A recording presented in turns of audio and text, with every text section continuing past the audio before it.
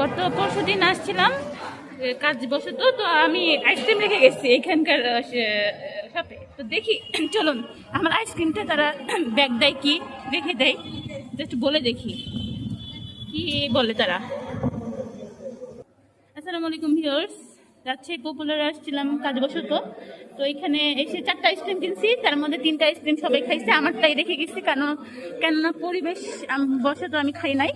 তো আজকে আইসক্রিমটা ব্যাগ দেয় নাকি দেখি, চলুন বললে।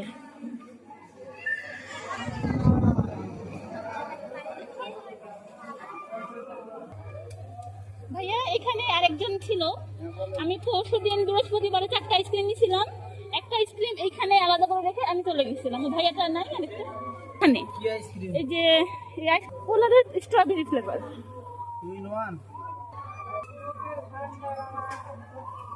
পরে তারা আমারে জানাই আমি যে আইসক্রিম রাখছি ওই আইসক্রিম নাকি অ্যাভেলেবল নাই, মানে পুরাই আগিয়ে আছে।